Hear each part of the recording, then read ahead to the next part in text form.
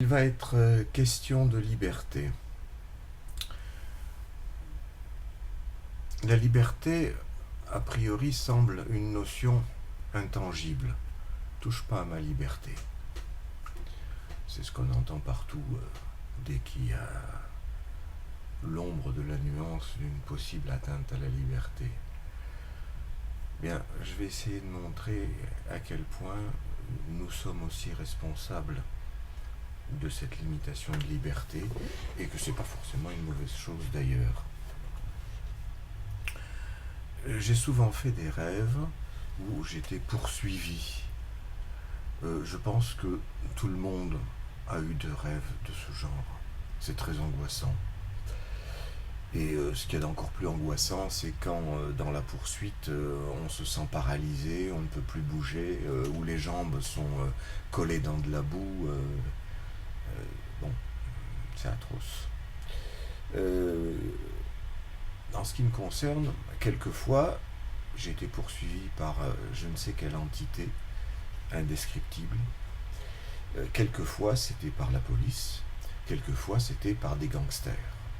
Autrement dit, selon les moments, je suis poursuivi par, pour transformer en langage freudien, le gangster, c'est-à-dire le hors-la-loi, c'est-à-dire le ça, les pulsions, ma liberté absolue, mon bon plaisir, comme disait le roi autrefois en France, et de notre côté poursuivi par la police, c'est-à-dire au contraire la loi, la rectification, la conscience en quelque sorte, ce qui oblige les mauvaises pensées, comme on dit, à se réfugier dans l'inconscience, ce qui fait que nous n'en avons plus conscience. Il y a là la structure du sujet en quelque sorte, c'est-à-dire qu'il est divisé entre ça et sur moi, et que les deux le poursuivent. Autant l'idée d'une liberté absolue que l'idée d'une limitation absolue. En fait, rien n'est absolu. L'un ne va pas sans l'autre. Je vais essayer de vous le montrer par quelques exemples, notamment par deux rêves. Dans le premier, j'ai fait le hors-la-loi, et avec deux complices, j'ai cambriolé une banque. J'ai pas vu du tout l'épisode, mais je vois que la conséquence, c'est-à-dire que je dors sur un matelas de billets, dans une pièce remplie de billets. Et je dors parce que je suis satisfait. J'ai satisfait à mon bon plaisir, j'ai transgressé les règles, je me suis senti libre et maintenant je suis content, je n'ai plus qu'à rêver que je dors. Il n'y a plus rien d'autre à faire. C'est ça le problème avec la satisfaction du désir, c'est qu'une fois qu'on est satisfait, il n'y a plus rien à faire, c'est bien embêtant. Heureusement, ou malheureusement, c'est comme on voudra, l'un de mes complices qui était en train de boire un pot avec l'autre à l'étage supérieur descend à ce moment-là, muni d'une mitraillette, et il me dit « mais j'ai pas envie de partager, moi ». Et il me vise, et je suis donc au comble de l'angoisse, il va me tirer dessus, et à ce moment-là, c'est lui qui se prend une rafale en pleine gueule. Donc, mon rêve où je suis quand même libre de faire ce que je veux, puisque c'est moi qui anime tous ces personnages du rêve, c'est moi qui suis le metteur en scène du rêve, chacun de ces personnages représentant une partie de moi-même, eh bien, je me suis sauvé la mise. C'est un petit peu comme un miroir où je verrai mon image prête à me tirer dessus, et je tire le premier, un peu comme Lucky Luke qui tire plus vite que son ombre. Si on veut aller un petit peu plus loin dans l'analyse, ces deux complices sont évidemment mes frères. Et ce que nous nous disputons, ce n'est évidemment pas l'argent, mais la mère.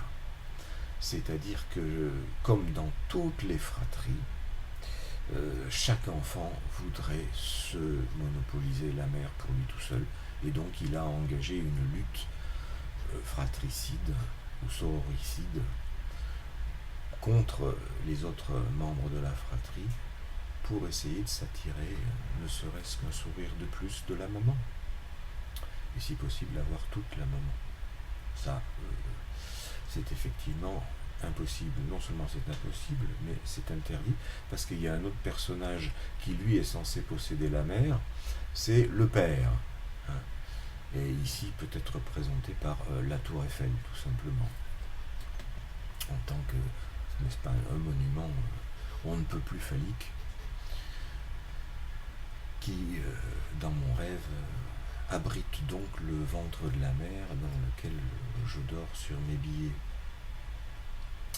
Donc ça, c'est interdit. Hein, c'est la limitation fondamentale de ma liberté. Je ne peux pas coucher avec n'importe qui. Je ne peux pas coucher avec ma mère. Autrement, toutes les autres femmes sont possibles. Toutes? Non, car une femme résiste encore et toujours à l'envahisseur. Qui? Ma fille. Hein, l'interdit de l'inceste, ça va dans les deux sens. Et le désir d'inceste, il est autant chez les parents que chez les enfants. Donc voici un deuxième rêve où je dois rentrer en ville avec mon frère, mais mon frère est dans une voiture qui me suit, dans la voiture qui suit la voiture que je pilote moi-même, et je n'ai pas envie du tout de retourner dans le même appartement que mon frère. Donc je me dis, j'en ai marre, je ne vais pas supporter ça. Arrive à un endroit où la route se divise en deux. D'un côté, ça va vers le centre-ville où nous avons notre appartement, de l'autre, ça va vers un autre appartement que je suis censé avoir, et je décide d'aller vers l'autre. Comme ça, j'aurai la paix. Et je m'arrête en plein carrefour, et je me mets à sortir toutes les affaires pour faire le tri entre mes affaires et celles de mon frère, que je vais lui laisser pour pouvoir partir tranquille. Et donc, à ce moment-là, arrive une voiture de flic, puisque je me suis arrêté en plein carrefour. C'est encore une transgression de la loi. En plus, c'est dangereux, évidemment. Et de cette voiture de flic descend un flic tout à fait extraordinaire. C'est un très jeune flic, avec un visage extrêmement féminin et très joli.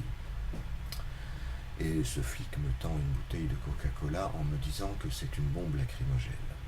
Effectivement, les flics sont censés délivrer beaucoup plus souvent des bombes lacrymogènes que des bouteilles de Coca-Cola. Eh bien, c'est tout simplement que ce jeune flic si joli, j'y reconnais très vite une jeune fille, une très jeune fille, avec laquelle j'ai eu une aventure amoureuse. Et justement parce qu'elle était très jeune et que moi-même, à cet âge-là, j'étais déjà bien âgé, eh bien, ça pouvait évoquer une relation père-fille. Ce n'était pas ma fille, ce n'était pas non plus une mineure, donc ce n'était pas interdit par la loi. Mais c'est interdit en quelque sorte par le temps qui passe et qui est passé beaucoup plus vite pour moi et qui fait que c'est plus trop possible. Et donc je fais, c'est pas forcément c'est l'inconscient qui fait surgir le flic. Cette fois, c'est plus le gangster, c'est le flic qui vient rappeler que le temps qui passe, on ne peut rien faire contre. Et qu'au lieu de me donner une douceur comme une bouteille de Coca-Cola, il va plutôt me donner une bombe lacrymogène, c'est-à-dire que je vais avoir à pleurer de cette séparation. Effectivement, le simple temps qui passe fait que on va devoir renoncer à un certain nombre de choses, en particulier pour un vieil homme, aux jeunes filles, et de toute façon pour tout le monde, à la vie, puisque c'est la mort, comme dans Premier Rêve, qui de toute façon deviendra la sanction de tout ce que nous avons fait, que ça soit bien ou mal. La sanction est exactement la même, personne n'y échappe. Donc il y a là une structure où vous voyez que dans mon deuxième rêve, j'ai condensé à la fois l'objet du désir et la limitation de ce désir. L'objet que je serais parfaitement libre de convoiter et de posséder, d'autant plus qu'elle ne demandait pas mieux, cette brave petite jeune fille. Mais je me l'interdis, hein, je la transforme en flic, et plutôt que de me donner des douceurs, une bouteille de Coca-Cola, pas du Coca zéro, hein, du Coca bien sucré, eh bien, cette bouteille de Coca se transforme en bombe lacrymogène. Voilà. Donc, il y a condensation, là, des deux tendances de tout être humain, le ça et le surmoi, celui qui se veut libre de tout faire, et celui qui interdit, comme la conscience de Jiminy Cricket dans le conte de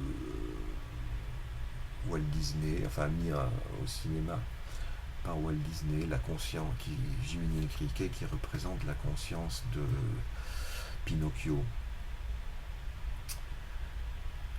Donc il y a là une structure de limitation qui va au-delà des lois de la société, c'est celle de l'interdit de l'inceste. Interdit au niveau des ascendants, on ne couche pas avec les parents, et des descendants, on ne couche pas avec les enfants. Ceci ne serait-ce que pour garder des repères d'orientation dans le temps. La flèche du temps, elle va dans un seul sens, et de cette façon, les générations, l'échelle des générations est préservée. Cet interdit, c'est en quelque sorte le programme de l'être humain. Un programme au sens de la programmation d'un ordinateur. On n'échappe pas à la structure, pas plus que l'ordinateur n'échappe à la programmation qu'on lui met dans le ventre. Et en repensant aux poursuites dont je parlais tout à l'heure, c'est pas un hasard si de multiples films ou romans ou séries télévisées fonctionnent sur cela, c'est-à-dire sur les poursuites. Le film policier fonctionne sur ce ressort, c'est qu'on cherche qui est le coupable, et tout le monde cherche toujours le coupable puisque nous nous sentons coupables. Et il y a toujours à un moment ou à un autre une poursuite, c'est ça qui est marrant, parce que ça permet de casser des bagnoles, voire des devantures de restaurants, et ainsi de suite, beaucoup de vaisselle, et de tirer des coups de feu, un peu partout, parce que dans cette profusion de destruction se révèle effectivement cette tentative de briser le programme, dont on ne peut rien faire si on ne l'a pas véritablement symbolisé, c'est-à-dire si on n'a pas su le parler, mettre des mots dessus. On essaie de s'en dégager d'une façon ou d'une autre, la façon la plus simple étant d'accuser l'autre de tous les maux dont nous nous sentons coupables, et dans cette poursuite de détruire plein de choses afin de, si possible, détruire le programme et finalement le coupable, parce que le coupable, en définitive, c'est le programme. Cette programmation qu'on retrouve, pour repenser à un film, à Terminator, par exemple, la série des Terminator, je me rappelle à quel point les poursuites étaient implacables. C'est Terminator, il doit terminer, c'est-à-dire tuer les héros du film, Sarah Connors et son fils John Connors.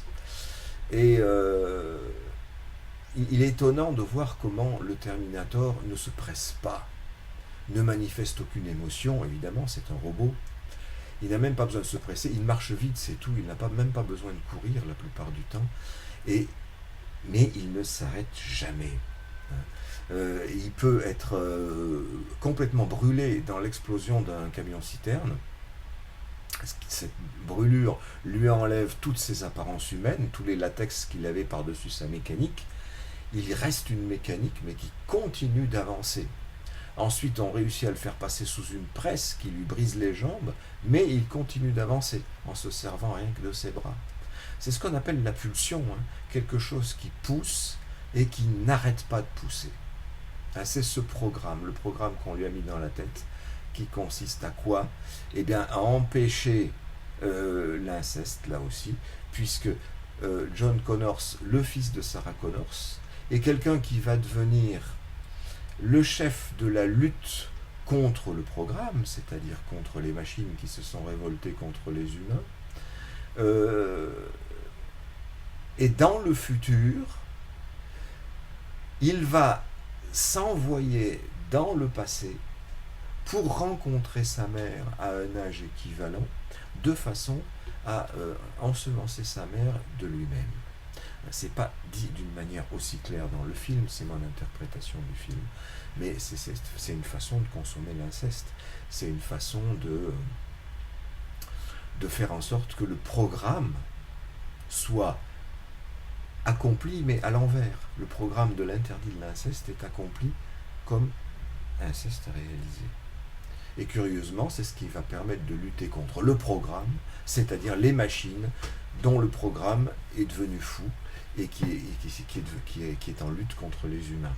La lutte des humains contre les machines, contre les robots, c'est un thème qui a été exploité des centaines et des milliers de fois par les scénaristes, parce que c'est cette même lutte du ça contre le surmoi, hein, des tendances contradictoires qu'il y a en l'humain, et spécialement cette tendance à lutter contre le programme de l'interdit de l'inceste, parce que ce que je désire au fond de moi, et que je ne parviens à refouler qu'avec grand-peine, c'est ce désir d'inceste, justement. Et c'est là-dessus que reposent les sociétés. Et c'est là-dessus que peuvent s'appuyer aussi les dictateurs qui parviennent à, dans certains cas, à se faire aimer de leur population en leur faisant croire que grâce à lui, ils sont libres. Ça me fait penser à une autre série, celle des Robocop cette fois. Dans le Robocop numéro 2, la programmatrice du nouveau Robocop, qui a eu quelques ennuis à la fin du précédent film, lui injecte des programmes sur son ordinateur, des programmes pour faire en sorte que Robocop devienne ce qu'il doit être, c'est-à-dire une machine à faire respecter la loi. C'est un flic, hein, Robocop, roboflic. Et de temps en temps, elle vérifie que son programme est bien passé. Comment elle vérifie? Elle lui demande « Qui es-tu » Et l'autre ne cesse de répondre « Je suis le lieutenant Murphy ». Ce qui est le personnage avec lequel on a forgé Robocop, les restes du personnage qui a survécu à une explosion et qu'on a complété par des morceaux de métal, des machines. Eh bien, la dame augmente le programme, en rajoute dans le programme, en tapotant sur son ordinateur, jusqu'à ce que le pauvre gars finisse par répondre « Non plus je suis le lieutenant Murphy, mais je suis Robocop, unité de protection contre le crime. » Et il ajoute, pas sans rire, « Je suis libre. » C'est ce que je disais des dictateurs qui arrivent à faire croire à leur population qu'ils sont libres. Là, à coup de programme, on réussit à faire croire à quelqu'un qu'il est libre. Et au fond, ce qui se passe dans cette programmation, on voit très souvent cette image de la programmatrice qui se penche sur Robocop qui est allongé sur une table de laboratoire. Et ça nous fait un peu l'impression d'une mère qui se penche sur le berceau de son bébé, ou comme le disent tous les contes et légendes, d'une bonne fée ou mauvaise fée qui se penche sur le berceau d'un bébé pour lui programmer son avenir. Tu seras comme ceci, tu seras comme cela, il va t'arriver ceci, il va t'arriver cela. Il ne faut pas oublier que l'oracle, dans l'histoire d'Oedipe, c'est la personne qui a dit aux parents d'Oedipe, alors qu'il n'était encore pas né, cet enfant tuera son père et couchera avec sa mère. C'est un mode de programmation, même à une époque où on était très loin des ordinateurs. Et de tout temps, les hommes, les parents, ont souhaité programmer leurs enfants, autrefois pour qu'ils les aident une fois devenus adultes et qu'ils les soutiennent une fois devenus vieux. C'était leur assurance vieillesse. C'est aussi leur assurance éternité. Parce que comme la mort, je disais tout à l'heure, personne n'y échappe, c'est la sanction ultime, eh bien, si on peut y échapper en faisant un pas de côté, grâce au fait d'avoir des enfants dont on peut avoir l'illusion qu'ils vont nous continuer. Et c'est pour ça que nous les programmons quelque part, tout en essayant de leur faire croire qu'ils sont libres. Ce qui n'est pas toujours le cas d'ailleurs. Et dans le meilleur des cas, on va essayer de faire en sorte qu'ils sont libres, tout en essayant de faire en sorte que quand même, ils poursuivent nos idées, nos comportements, nos choix de vie. Et c'est de cette façon-là que la liberté que nous pensons avoir est, dès la base, extrêmement limitée.